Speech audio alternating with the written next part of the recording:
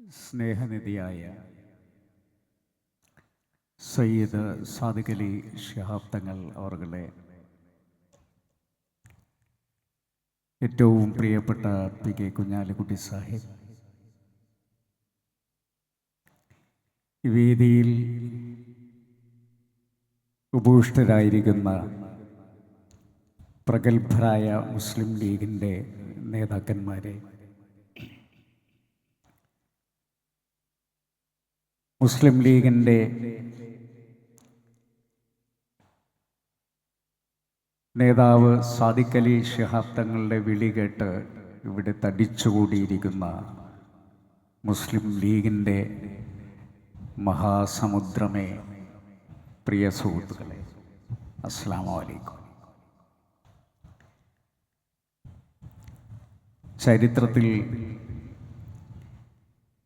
തങ്ക ലിപികളിൽ രേഖപ്പെടുത്തുന്ന ഒരു പ്രസംഗമാണ് സയ്യിദ് സാദിഖ് അലി ശിഹാബ് തങ്ങൾ ഇവിടെ നിർവഹിച്ചത്. അദ്ദേഹത്തിൻ്റെ പ്രസംഗത്തിലെ ഓരോ വാക്കുകളും അളന്ന് തൂക്കി തിട്ടപ്പെടുത്തിയിട്ടുള്ളതാണ്. അതുകൊണ്ടാണ് അദ്ദേഹം പറഞ്ഞത്, കാവൽക്കാരൻ തന്നെ കവർച്ചക്കാരനാകുന്നൊരു കാലത്താണ് നമ്മൾ ജീവിക്കുന്നത് എന്ന്. മാത്രമല്ല, അദ്ദേഹം നമ്മുടെ സഹോദര സമുദായത്തിന് ഒരു ഉറപ്പ് നൽകിയിട്ടുണ്ട്. ക്രിസ്തീയ ജനവിഭാഗങ്ങളെയും മുസ്ലിങ്ങളെയും തമ്മിൽ തല്ലിക്കാൻ ശ്രമിക്കുന്ന പിണറായി വിജയനും നരേന്ദ്രമോദിക്കുമുള്ള മറുപടിയാണത്. നിങ്ങൾ അവരെ ഒന്നും നമ്പണ്ട, നിങ്ങൾക്ക് എന്താവശ്യമുണ്ടെങ്കിലും ഏത് പാതിരാത്രിയിലും നിങ്ങൾക്ക് വേണ്ടി എഴുന്നേറ്റ് വരാൻ ഞങ്ങളുണ്ട് എന്ന് പറയുന്ന സയ്യിദ് സാദിഖ് അലി ശിഹാബ് തങ്ങളുടെ പ്രഖ്യാപനമുണ്ടല്ലോ, അത് കൊള്ളേണ്ടടുത്ത് കൊണ്ടിട്ടുണ്ട്. മാത്രമല്ല, ഈ പോരാട്ടത്തിൽ നമ്മൾ ഒറ്റയ്ക്കല്ല. ഇന്ത്യയിലെ മതേതര ശക്തികൾ മുഴുവൻ നമ്മളോടൊപ്പമുണ്ട് എന്നും അവർക്ക് ഈ കോഴിക്കോടിൻ്റെ കടപ്പുറത്ത് നിന്നുകൊണ്ടുള്ള അഭിവാദ്യങ്ങൾ അർപ്പിക്കാൻ നിങ്ങളോട് ആവശ്യപ്പെടുകയും ചെയ്തപ്പോൾ ഇന്നത്തെ ഈ ദിനം സമ്പൂർണമായിരിക്കുകയാണ്.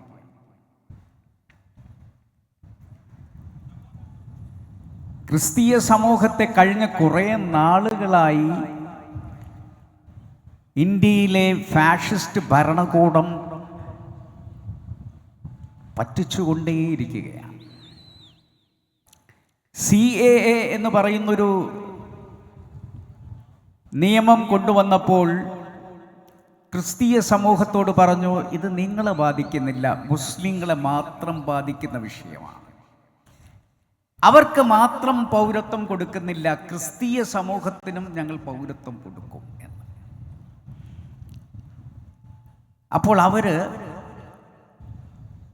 BJP പറയുന്നത് ശരിയാണ് എന്ന് ധരിക്കും എന്നാണ് അവർ കരുതിയത്. അത് കഴിഞ്ഞ് ഇപ്പോൾ വഖഫ് ഭേദഗതി ബിൽ വന്നപ്പോഴും പറഞ്ഞു, ഇത് മുനമ്പത്തുള്ള ക്രിസ്തീയ സമൂഹത്തെ അവിടെ നിന്നും കുടിയൊഴിപ്പിക്കാതിരിക്കാൻ വേണ്ടിയിട്ടുള്ളതാണ് എന്ന്. പാർലമെന്റിന്റെ അകത്ത് നമ്മൾ കേട്ട പ്രസംഗങ്ങൾ, BJPയുടെ പ്രസംഗങ്ങൾ മുഴുവൻ ക്രിസ്തീയ സമൂഹത്തിനോടൊപ്പം ഞങ്ങളുണ്ട്, നിങ്ങളുടെ വലിയ ശത്രുക്കൾ മുസ്ലിങ്ങളാണ് എന്നുള്ള രീതിയിലുള്ള പ്രസംഗങ്ങളായിരുന്നു. എന്നാൽ ഈ നിയമം പാസാക്കിയതിൻ്റെ പിറ്റേ ദിവസത്തെ ഓർഗനൈസർ എന്ന് പറയുന്ന പത്രം, പാർലമെന്റിന്റെ അകത്ത് ഇവർ പറഞ്ഞത്, സർക്കാരിൻ്റെ ഭൂമി കഴിഞ്ഞാൽ ഏറ്റവും കൂടുതൽ ഭൂമി കൈവശപ്പെടുത്തിയിരിക്കുന്നത് വഖഫാണ്, വഖഫിൻ്റെ പേരിലാണ് എന്ന് പറഞ്ഞ അതേ പ്രസ്ഥാനത്തിൻ്റെ മുഖപത്രം പിറ്റേ ദിവസം പറയുന്നു, അല്ല, സർക്കാർ ഭൂമി കഴിഞ്ഞാൽ ഏറ്റവും കൂടുതൽ ഭൂമി കൈവശപ്പെടുത്തിയിരിക്കുന്നത് ക്രിസ്ത്യാനികളാണ്. 72 കോടി ഹെക്ടർ ഭൂമി അവർ കൈവശപ്പെടുത്തിയിട്ടുണ്ട് എന്ന് ഓർഗനൈസറിൽ വെണ്ടക്ക അക്ഷരത്തിൽ വന്നു. മാത്രമല്ല ധാരാളം ചർച്ചുകളും സ്കൂളുകളും മറ്റു വിദ്യാഭ്യാസ സ്ഥാപനങ്ങളും സർക്കാർ ഭൂമി കയ്യേറി അവർ കൈവശപ്പെടുത്തി വെച്ചിട്ടുണ്ട് എന്ന് ഓർഗനൈസർ. പക്ഷെ മണിക്കൂറുകൾക്കുള്ളിൽ ആ ഒരു വാർത്ത അപ്രത്യക്ഷമായി. അതിൻ്റെ പിന്നിൽ ചില രാഷ്ട്രീയമുണ്ടാകാം. പക്ഷെ ഇത് സമ്പൂർണമായത് ഇവിടെ ഇത് അവതരിപ്പിച്ചുകൊണ്ട് പാർലമെന്റിൽ കത്തിക്കയറിയ മന്ത്രി തന്നെ വന്ന് അവിടെയുള്ള ജനങ്ങളോട് പറഞ്ഞു, ഇതിന് മുൻകാല പ്രാബല്യമില്ലാത്തത് കൊണ്ട് ഈ നിയമം നിങ്ങൾക്ക് ഗുണകരമാകുമോ എന്നെനിക്ക് ഇപ്പോൾ പറയാൻ പറ്റില്ല, അത് കോടതിയാണ് പറയേണ്ടത് എന്ന്. അപ്പോൾ ഇത്രയും നാൾ നിങ്ങൾ അവരെ വഞ്ചിക്കുകയായിരുന്നു. മാത്രമല്ല ന്യൂഡൽഹിയിലെ കേന്ദ്ര പോലീസ് അവിടെ ഓശാന പെരുന്നാളുമായി ബന്ധപ്പെട്ടിട്ടുള്ള കുരിശുയാത്ര തടഞ്ഞുകൊണ്ട് ക്രിസ്തീയ സമൂഹത്തിനെതിരെ അവരുടെ ആയുധത്തിന് മൂർച്ച കൂട്ടി തുടങ്ങിയിരിക്കുന്നു. അതുകൊണ്ടാണ് ക്രിസ്തീയ സമൂഹത്തോട് സാദിഖ് അലി തങ്ങൾ പറഞ്ഞത്, നിങ്ങൾക്ക് പിണറായിയെയും വിശ്വസിക്കാൻ പറ്റില്ല, നിങ്ങൾക്ക് മോദിയെയും വിശ്വസിക്കാൻ പറ്റില്ല, വിശ്വസിക്കാൻ പറ്റുന്ന ഒരാളുണ്ടെങ്കിൽ അത് സയ്യിദ് സാദിഖ് അലി ശിഹാബ് തങ്ങൾ എന്ന് പറയുന്ന വ്യക്തിയാണ്. അവിടെ അദ്ദേഹം പോയി നടത്തിയിട്ടുള്ള പരിശ്രമങ്ങൾ, അതിനെ പലരും ഇവിടെ അവഹേളിക്കാൻ ശ്രമിച്ചിട്ടുണ്ട്. നമ്മുടെ ഇടയിൽ തന്നെയുള്ള ആളുകൾ എന്തിനീ പ്രീണനം എന്നൊക്കെ ചോദിച്ചിട്ടുണ്ട്. നിങ്ങൾക്ക് മുസ്ലിം ലീഗിനെ അറിയില്ല,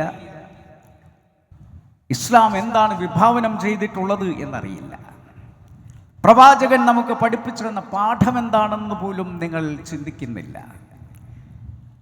അതുകൊണ്ട് നമുക്കിടയിലുള്ള ചില ആളുകൾ അപ്പുറത്തു നിന്ന് വിമർശിക്കുന്നുണ്ടെങ്കിലും അവര് ഈ കൂട്ടം കൂടി നിൽക്കുന്ന ആളുകളുടെ ഇടയിലേക്ക് വരാതെ ബഹിഷ്കരിച്ചപ്പുറത്ത് നിൽക്കുന്നുണ്ടെങ്കിലും നിങ്ങളില്ലെങ്കിലും ഞങ്ങൾ ഈ സമരവുമായി മുന്നോട്ട് പോവുക തന്നെ ചെയ്യും എന്ന് ഓർമ്മപ്പെടുത്തുകയാണ്. അതുകൊണ്ട് വലിയ പ്രാധാന്യം ഇതിനകത്തുണ്ട്. നരേന്ദ്രമോദി പറഞ്ഞ വാക്കുകൾ നിങ്ങൾ കേട്ടില്ലേ? അദ്ദേഹം എന്താണ് പറഞ്ഞിട്ടുള്ളത്? ഈ വലിയ വരേണ്യ വിഭാഗമുണ്ട് മുസ്ലിം സമുദായത്തിൽ, അവർ വഖഫിൻ്റെ പേരിലെല്ലാം കൈയടക്കി വെച്ചിരിക്കുകയാണ്. മാത്രമല്ല മുസ്ലിം സമുദായം ഇന്ന് ഇന്ത്യയിൽ പഞ്ചറായ ടയർ ഒട്ടിക്കുന്നവരായി മാറിയിരിക്കുന്നു എന്നാണ്. എന്താ ഒരു വിദ്യാസമ്പന്നമായ സമൂഹം ഈ സമൂഹത്തിൽ നിന്നുണ്ടാകുന്നില്ല എന്നാണോ മോദി കരുതിയത്? ഇവിടെ ബഷീർക്ക പറഞ്ഞതുപോലെ ആർട്ടിഫിഷ്യൽ ഇന്റലിജൻസ് വെച്ചുകൊണ്ട് ഈ രാജ്യത്തെ ചെറുപ്പക്കാര് എന്തൊക്കെ പുതുവകകൾ ഉണ്ടാക്കാൻ കഴിയുമെന്ന് പരീക്ഷിക്കുന്ന കാലഘട്ടത്തിൽ എല്ലാ യൂണിവേഴ്സിറ്റികളിലും, ഡൽഹി യൂണിവേഴ്സിറ്റിയിലും ഹൈദരാബാദ് യൂണിവേഴ്സിറ്റിയിലും ജാമിയ മില്ലിയയിലും JNUവിലും ഒക്കെ ഈ സമൂഹം വിദ്യ അഭ്യസിച്ച് വലിയ നിലകളിലെത്തുമ്പോഴും നിങ്ങൾക്ക് ഞങ്ങൾ പഞ്ചറൊട്ടിക്കുന്നവരാണോ? മോദി, നിങ്ങളുടെ ഭരണകൂടത്തിൻ്റെ ടയർ ഇതാ പഞ്ചറായിരിക്കുന്നു. ഇനി അത് മുന്നോട്ട് നീങ്ങണമെങ്കിൽ ഈ രാജ്യത്തെ മതേതര വിശ്വാസികൾ ഒരുമിച്ച് നിന്നുകൊണ്ട് ആ പഞ്ചറൊട്ടിക്കേണ്ടി വരും. നിങ്ങളുടെ കാലം BJP എന്ന് പറയുന്ന ഒരു പ്രസ്ഥാനത്തിൻ്റെ കാലം അവസാനിക്കുന്നതിൻ്റെ ലക്ഷണങ്ങളാണ് നമ്മൾ കണ്ടു തുടങ്ങിയിട്ടുള്ളത്. അതാണ് 2 പാർലമെന്റിലും നമ്മൾ കണ്ടിട്ടുള്ളത്. ആ വോട്ടുകളുടെ എണ്ണം എടുത്തു നോക്കിക്കഴിഞ്ഞാൽ ഞങ്ങൾ നേരിയ ഭൂരിപക്ഷത്തിൻ്റെ ഒരു ഭൂരിപക്ഷത്തിലാണ് നിങ്ങൾ ഈ നിയമം ഒക്കെ ചുട്ടെടുക്കുന്നത്. നമ്മുടെ പ്രിയപ്പെട്ട കുഞ്ഞാലിക്കുട്ടി സാഹിബ് തന്നെ അവിടെ ചെന്ന് ചരിത്രത്തിലെ മറ്റൊരു നിർണായകമായ മുഹൂർത്തത്തിൻ്റെ ഒപ്പുവെച്ചിട്ടാണ് വന്നിട്ടുള്ളത്. നമ്മൾ കേസ് കൊടുത്തു. ഇന്ന് വലിയ ഒരു ആശ്വാസം നൽകുന്ന രീതിയിൽ സുപ്രീം കോടതി ചില നിരീക്ഷണങ്ങൾ നടത്തിയിട്ടുണ്ട്. നിങ്ങളിങ്ങനെ ഇതിനകത്ത് മുസ്ലിങ്ങൾ അല്ലാത്തവരെ ഉൾപ്പെടുത്തുക എന്നൊരു ചോദ്യം ചോദിച്ചിട്ടുണ്ട്. അതുപോലെ തന്നെ വഖഫ് ബൈ യൂസും വഖഫ് ബൈ ഡീഡും സംബന്ധിച്ചിട്ടുള്ള കാര്യങ്ങളിൽ തൽക്കാല തീരുമാനങ്ങൾ നിർത്തിവെക്കുന്ന രീതിയിലുള്ള പരാമർശങ്ങൾ ഉണ്ടായിട്ടുണ്ട്. നാളെ വാദം പൂർത്തിയാക്കി കഴിഞ്ഞാൽ ഇവിടെ പറഞ്ഞ പോലെ നമുക്ക് ശുഭപ്രതീക്ഷയാണുള്ളത്. സുപ്രീം കോടതിയിൽ നിന്നും ഭരണഘടനാ വിരുദ്ധമായിട്ടുള്ള ഒരു നിയമം ഈ അറബിക്കടലിൻ്റെ അഗാധ ഗർത്തങ്ങളിലേക്ക് തള്ളുന്ന ഒരു തീരുമാനമുണ്ടാകും എന്നുള്ള ശുഭാപ്തി വിശ്വാസത്തിലാണ് നമ്മൾ മുന്നോട്ട് പോകുന്നത്. ആ തീരുമാനമുണ്ടാകുമ്പോൾ ഇന്ത്യയാണ് മോചിപ്പിക്കപ്പെടുന്നത്. നിങ്ങളറിയാം, കുംഭമേളയിൽ പുതിയൊരു ഭരണഘടന രൂപം കൊണ്ടിരിക്കുന്നു. 300 പേജുള്ള ഒരു ഭരണഘടന. ആ ഭരണഘടന എന്തിനു വേണ്ടിയാണ്? ഹിന്ദു അഖണ്ഡ് രാഷ്ട്രം ഉണ്ടാക്കുന്നതിന് വേണ്ടിയാണ്. ആ ഭരണഘടന 2036 നടപ്പിലാക്കും എന്നാണ് അവിടെ സംഘടിച്ച സന്യാസിമാർ പ്രതിജ്ഞ ചെയ്തിരിക്കുന്നത്. അവർ പറയുന്നു 127 രാജ്യങ്ങൾ ക്രിസ്ത്യാനികൾക്കുണ്ട്, 57 രാജ്യങ്ങൾ മുസ്ലിങ്ങൾക്കുണ്ട്, 15 രാജ്യങ്ങൾ ബുദ്ധിസ്റ്റുകൾക്കുണ്ട്, 1 രാജ്യം ജൂതർക്കുണ്ട്. എന്നാൽ ഹിന്ദുക്കൾക്കില്ല. ഹിന്ദുക്കൾക്ക് ഇന്ത്യ ഉണ്ടാകണം. അതുകൊണ്ട് ഇനി പാർലമെന്റിലേക്ക് തെരഞ്ഞെടുക്കപ്പെടുന്നവർ മുഴുവൻ മനുസ്മൃതിയുടെയും കൗടില്യന്റെ അർത്ഥശാസ്ത്രത്തിന്റെയും അടിസ്ഥാനത്തിൽ ഉണ്ടാക്കുന്ന ഭരണഘടന അനുസരിച്ചായിരിക്കും പാർലമെന്റിലെത്തുക. അവിടെ മുസ്ലിങ്ങൾക്ക് വോട്ട് ചെയ്യാൻ പറ്റില്ല, അവർക്ക് തിരഞ്ഞെടുപ്പിൽ മത്സരിക്കാൻ പറ്റില്ല. അവർക്ക് മാത്രമല്ല, സനാതന മൂല്യങ്ങളിൽ വിശ്വസിക്കുന്ന വേദിക് ആയിട്ടുള്ള വേദങ്ങൾ പഠിച്ചവർക്ക് മാത്രമേ പാർലമെന്റിൽ എത്താൻ പറ്റൂ എന്ന് പറഞ്ഞാൽ അതിനർത്ഥം ബ്രാഹ്മണ വരേണ്യവർഗത്തിന് മാത്രമേ ഇനി പാർലമെന്റിലേക്ക് പ്രവേശനമുള്ളൂ എന്ന് പറയുന്ന ഒരു ഭരണഘടന രൂപം കൊണ്ടുകൊണ്ടിരിക്കുകയാണ്. അതുകൊണ്ട് ഈ ഭരണഘടന അവർക്ക് തകർക്കണം. മോദി പാർലമെന്റിലേക്ക് കടക്കുന്നതിന് മുമ്പ് ഒരു ഭരണഘടനയുടെ കല്ലിൽ കൊത്തിവെച്ചൊരു പ്രതിമയുണ്ട്. അതിൻ്റെ മുന്നിൽ അദ്ദേഹം അതിനെ ചുംബിച്ചിട്ടാണ് അകത്തേക്ക് കയറിയത്. നമ്മൾ വിചാരിച്ചു അത് ഭരണഘടനയ്ക്കുള്ള സ്നേഹചുംബനമാണ്. അല്ല. പിന്നീട് നമ്മൾ മനസ്സിലാക്കി, ഓരോ അനുച്ഛേദവും വെട്ടിമാറ്റുമ്പോൾ നമ്മൾ തിരിച്ചറിയുന്നു അത് അദ്ദേഹം ഇന്ത്യൻ ഭരണഘടനയ്ക്ക് കൊടുത്ത അന്ത്യചുംബനമായിരുന്നു എന്നുള്ളതാണ് കാലം തെളിയിച്ചുകൊണ്ടിരിക്കുന്നത്. എന്നാൽ ഈ രാജ്യത്തെ മതേതര വിശ്വാസികൾ ജീവിച്ചിരിക്കുന്ന കാലത്തോളം ആ ഭരണഘടനയുടെ ഒരു താളും മുറിച്ചു മാറ്റാൻ ഞങ്ങൾ അനുവദിക്കില്ല എന്ന് പറയുന്ന ഉജ്ജ്വലമായ പ്രഖ്യാപനമാണ് സാദിഖ് അലി ശിഹാബ് തങ്ങളുടെ ഈ പട്ടാളം ഇവിടെ ഉറക്കെ പറയുന്നത്. ഇതൊരു ശാന്തമായിട്ടുള്ള ഒരു സദസ്സായിട്ടാണ് ഇപ്പോൾ കാണുന്നത്. പക്ഷേ നിങ്ങളുടെ ഉള്ളിൽ ഉജ്ജ്വലമായ അഗ്നി ജ്വലിക്കുന്നുണ്ട് എന്ന് ഞാൻ തിരിച്ചറിയുന്നു.